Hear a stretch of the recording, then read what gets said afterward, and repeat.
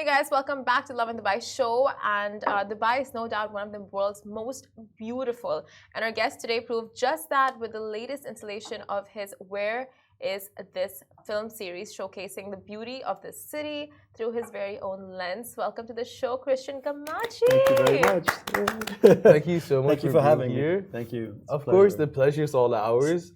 Also, before we dive into the film, can you tell us more about you and what you do? Yeah, of course. But first, to go back to what you were saying earlier. Yes, what are your love languages?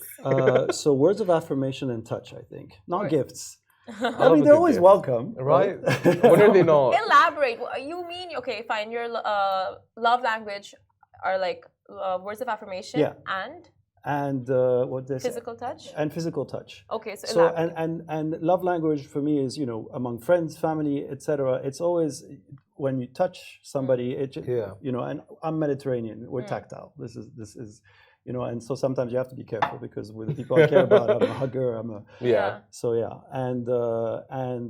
So are you a hugger? Oh yeah, definitely. We all are. Kourtney Kardashian said that 15 seconds of hugging a person a day is all a person needs. I think so changes too. Your outlook. I think so too. I'm really about energy, and I think you convey energy through a hug. If you have a good energy, that's what you'll convey to the other person. Oh, that's amazing. So like a good handshake, a good hug. Oh yeah. Like some just. Good to meet you. And the eye contact, can I have one, please? Likewise. You know what I think? Physical touch. Did you mention that was one of your love languages? Yeah, for sure. Yeah, I hug a lot. Words of affirmation. I think everybody, well, obviously not everybody, but people who respond to words of affirmation are people who, from my own experience anyway, very often I have the feeling that people think that you're great, or you're doing great at what you're doing, or you're feeling great, but maybe you're not. And just sending you a few words of affirmation, just from people you care about, obviously, it just makes you feel better. Yes, 100%. Everyone needs the validation from time to time, and just the little push to keep going, like you said. Yeah, the gifts validate me. I'm good. I actually brought you gifts. What? Yeah, Stop. Yeah, they're outside. I didn't even know that was, but they're not just for you. They're just for Lovin Dubai in general. Is it food? No. It works. I'll have everyone list out their love languages, and if gifts isn't one of them, they don't deserve it. Send me a list. They can get a hug. I'll tell them they look good today. We can end it. I'll send you presents every day until you're like, okay, Christian, it's getting weird. No, I'll appreciate it. Yeah. So I'll tell you about me. Yeah. Before we move on to the more important. So I'm passionate about creating. I've been passionate about creating for more than 30 years. Well, actually 30 years, which tells you my age. But initially, I discovered photography as a passion when I was a teenager. I was studying law. I was also a lawyer for a very long time. Yeah. Wow. And it's a passion that grew. And at first, it was a passion for photography. And at some point, I was. I'm going to try and make it relatively short. At some point, I was living in South Africa, and I was practicing law, but I was at a place where I just didn't want to anymore. It's not what I wanted. I felt that I was wasting my time, and I worked for a very big company, and things weren't going well, and I thought this was the right time, so I quit. And it's a bit like the monk who sold his Ferrari. I sold everything, and I bought a motorbike, and I thought, okay, what am I passionate about? I'm passionate about Africa. I'm passionate about photography, about traveling, about abandoned places. So why don't I cross Africa on a motorbike on a quest for abandoned places and take photos? And that's what I did. All your favorite things. Exactly. So I prepared it. And initially it was a photography journey. Yeah. And it was called Two Wheels Across Africa. And I have a very good friend, Sean. If you're watching, hi. His name is Sean. Sean. In South Africa. And Sean said. He said, dude, I don't understand. You're traveling across Africa. You have a camera. It was a Canon 5D at the time, Mark III or something. It shoots video. Why are you not going to take this opportunity? And so I said, I don't like video. He says, have you tried? I said, no. So eventually, as soon as I started the trip, I started actually filming, and I fell in love with it. The way I put it is, photography is a frame, filming is 25 frames per second. But as long as you have the eye, it's the same thing. And a lot of my work, you'll see in the film, for example, that you'll see today, Adventures of Aya, it really for me, every frame matters, and the light, the way you capture the light, and the way you try to capture the emotion is the most important thing for me, right? Yeah. So this is how the journey happened. Now, fast forward to a few years ago. I have a daughter. Her name is Aya, and when she was 8 years old, and she was living in Australia at the time, so we didn't see each other much. And just before COVID, so she was 8 years old, she came to visit. And I had missed her birthday, and I felt very bad about it. So I said, I'm going to make it up to you, and I'm going to take you to Iceland. So we went, just her and I, to Iceland, and we rented a motorhome, and we spent 6-7 days in Iceland, just her and me. And obviously, because I'm passionate about filmmaking, there's no way you can't film in Iceland. So I filmed it. And when I went back home, and I went back to Australia, in my free time, I just started editing it into a film. And I called it The Adventures of Aya in Iceland. And it was just a passion project. Nobody commissioned me to do it. And then I submitted it to international travel film festivals. And boom, it was selected 10, 12 times. It was finalist, I don't know how many times. It won 4 international awards. I'm like, oh, we're on to something. Yeah. So 6 months later, and it's very funny because in the film, I interview Aya. So I just put the microphone and we talk. And there's a part you see in the film, at the end of the film, where I say, what are your favorite animals? And she says there'll be a cat and a dog. And then she goes, a giraffe, a rhino, a hippo, an elephant. And I go, well, maybe next time we'll go to Africa then. And she goes, yeah. So 6 months later, I take her to Africa and we go to Kenya. And same thing, we go for 5-6 days and I make a film called The Adventures of Aya in Kenya. Boom, same thing. It wins 5 international travel film awards. What do you think it is about these very candid films that you make with your daughter that, resonates with the audience? Yeah. I think it's the fact that, first of all, it's a very original concept, right? So it goes a bit to what I want to talk about and the company that we established called Where Is This? It goes to organic content. It goes to relatable content. It goes to, it's not a scripted experience where you bring a cast and you tell them walk from here to here and you have super professional cameras and everything. It's really relatable content. And when it comes to a child going through this experience, it speaks to a lot of people because a lot of people either are young or have been children or have children, and it's a much more innocent way of discovering a place. Yeah. I think that's what it is. And you go to footage of Iceland, you'll see men and women. You'll never see a child. You go to footage of Kenya, same thing. There's a scene in Adventures of Aya in Kenya where she walks into this Maasai village, and you have all these Maasai villagers wearing the traditional clothing, and you have the eldest, I think, of the village, who puts her hand on Aya as Aya comes in. She goes Supa, which means welcome, and it's in the film, and it's just so emotional, And it's organic. It's nothing that we could have scripted. And so fast forward, Aya came last year to Dubai, and I said, we need to do Dubai. we need to film you in Dubai and to the adventures of Aya in Dubai. And so we approached Dubai Tourism, and they were wonderful. They supported us with locations and drone footage because I fly drones all over, but in Dubai, as you know, it's very tricky. So they provided us with all this. They were very supportive. Or did they provide the drone footage, or did they give you the permit to fly the drones? No, they provided the drone footage. Okay. Oh, cool. So they have beautiful drones. I always obviously prefer to film my own, but I happen to really like the drone footage that they had. They actually were filmed by a friend of mine who was very talented. So wonderful. Hi, Bashir. Hi, shout out Bashir.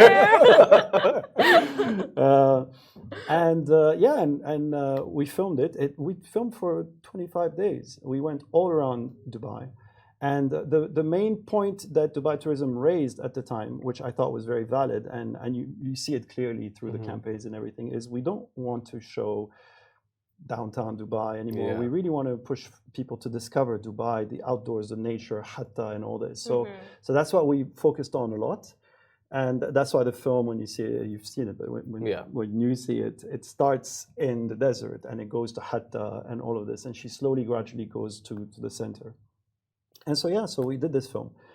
And fast forward again, the film took a while to film, and it also took a while to edit because I really wanted it to be perfect. Yeah. I wanted it to be another level than the level of the first two, which are already amazing. But, and also because then this is where we decided to establish Where Is This. And so Where Is This is our company. It's a company that am I going too fast or am No, I talking go for too it. much? I just want to say quickly that at the end of this year, after the interview, you will be able to see the film. The film is very, very beautiful. I got my own sneak peek preview and I was obsessed. I was telling you. And then I watched the two prior as well, and I was like, oh my God. Yeah. Like, you can see the passion behind it. Thank you so much. Sorry, you were saying? No, not at all. This is not a monologue. But I talk a lot. No, but it's really interesting that you went into this. What I understand is that you're the coolest dad ever. But besides that, you went into it with a passion project and people resonated with something that you made out of sheer love, basically. Yeah. And I didn't realize that Aya was your daughter as well. So to see that through a child's fresh eyes as well, I think that's the most mesmerizing part. Yeah, thank you. It's been an amazing and obviously a great opportunity for us to bond, especially because we don't, we live in separate countries. She's now moved to Doha, so she's closer. Yeah, sorry. So that's where I decided that, this is what I love. This is what I want to do. And the name Where Is This comes from a simple idea, which is that when you're on your Instagram and you're scrolling, there's a lot of travel content. There's so much travel content with little information that you spend a lot of your time saying, where is this? Like, it's beautiful. Where is this? Where is this? So we decided to set up this company that's a content company purely dedicated to travel, tourism, hospitality, and leisure. And to create content that would really be in the same feel of the films that I do. It's not going to be me. We are building a community of content creators. We really want to empower and leverage content creators from the region. Yeah. So from Dubai, from Saudi Arabia, from Qatar, there's incredible talent. And as a filmmaker and a content creator, I've noticed that there's still very often this complex of if we don't hire an international director or an international DOP, it's no good. It's no good. And that's wrong. There's incredibly talented people. So we're building this amazing community. Like even yesterday, I couldn't sleep probably because of the things so I'm taking from my ear anyway. But I get a message from this creator in Saudi Arabia. He's brilliant, and he shows me his work. And I said, do you want to join our community? He said, yes. I said, done. Send me your content. We'll post it. Wow. So it's gonna grow. And the feeling is, I don't know if you've seen the platform. We launched it 2 weeks ago. The whole concept of this platform is to create content that is for the platforms. Of course, as a company, we will make 4-minute, 5-minute films, but to create short-form vertical content that is by definition snackable, but that is high quality. So my motto nowadays is like, who says snackable content can't be gourmet? Yeah. Because you see a lot of beautiful. You like it? So because you see a lot of beautiful content on social media, but you also see a lot of things that are not well edited. It's just, and you get lost. So that's it in a nutshell. And the biggest idea also is that a lot of people and a lot of companies that create snackable content don't have either the ambition or the capacity to create long form. Yeah. We come about it the other way around. There's a very famous expression in French that says "Qui peut le plus, peut le moins," which means who can do more can do less. So you can very well, and Adventures of Aya is the typical example. We made a whole film. But for the past 2 weeks, we've been slicing it and dicing it into vertical reels that people really responded to. Yeah. No, so what's your hope? Sorry, I talked too much. What's your hope out of the short film? What's the takeaway that you want people to have? So obviously, the first hope out of the short film is to showcase Dubai. Okay. And not to take away from anything that that other content creators are doing about Dubai, which is amazing. It's very different. It's very diversified. It's very what Dubai tourism is doing is incredible as well. But I think this adds yet another layer. I haven't seen anything, of one child going through that is an organic content that is. So I think the first goal is this, obviously.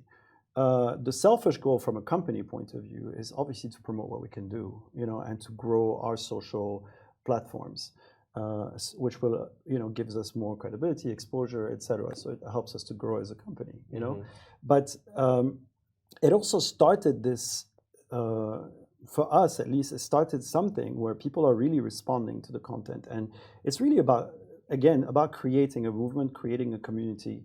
And this takes me to something else. I really believe that we live in a unique moment in time in the region. Between the UAE, Dubai, Abu Dhabi, Sharjah, Ras Al Khaimah, and Saudi Arabia, Qatar, people are falling in love with this area even more than they did before. They're discovering so many things about this area. And so I think we come at the right time where we can be a part of showing this area to people, be it domestically or internationally. So for us, this is the first step. It's the first show of what we can do for the region. Yeah. So you've been doing this and mastering the skill for so many years now. So do you ever feel like, like you're just out of the creative juices and like your content, like you just don't know how else to shoot it, or how, like, do you feel like it's getting monotonous now, or no? How do you keep it different? I don't. I hope people don't. But I don't. And I always in the first book I published, I talk about my relationship with photography, but my relationship with filming is the same. I really feel whenever I grab a camera, I come alive. And although places can be the same sometimes, or people can be the same, it's never the same. There's always new ideas. And also because it's organic, you really don't have to think about what you're going to create first. So the way we typically operate if we work with a client is say, give us a hit list. Tell us what you need to see and leave the rest to us, right?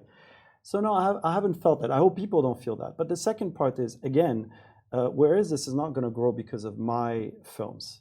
That's not the point. I'm running this company. I'll do films because I'm passionate about it. But it really is about what the community of content creators is going to do. That we are going to curate and we're going to manage and we're going to. But so you're suddenly tapping into the creative mind of thousands of people. So how can it get boring or Me, I personally no. Yeah. There's always new things to learn and new things to try and new things to. Can we go back to when you were telling us that you're working in the law field and then you quit? Yeah. So you're in this stable job, big bucks, like you're living large, enjoying every moment, but realistically you weren't as happy as you thought you would be. Yeah. Tell us or walk us through the moment you said, okay, this is it. I'm going to take the risk and I'm done. Two things. First of all, it wasn't it wasn't in one phase. When I said I'm going to do Africa on a motorbike, I wasn't like I'm done with law forever. Yeah. I was like, I'm going to take this year instead of flying, because I knew that my next phase, even as a lawyer, was Dubai.